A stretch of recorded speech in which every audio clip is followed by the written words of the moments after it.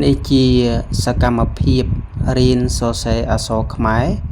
ដោយយកនៅព្រះពុទ្ធដីការបស់ព្រះសម្មាសម្ពុទ្ធមករៀនសរសេរមុនដំបូង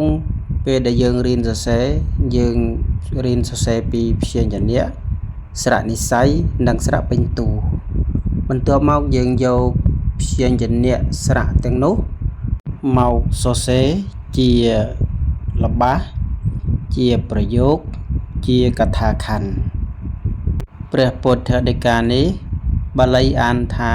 អកោធេនៈអកោធេនៈជីនេកោធាំងអកោធេនៈជីនេកោធាំងក៏បីឈ្នះមនុស្សក្រោតដោយការមិនក្រោតក៏បីឈ្នះមនុស្សក្រោតដោយការមិនក្រោតបើសិនជាមានកំហុសខុសឆ្គងកន្លែងណាមួយ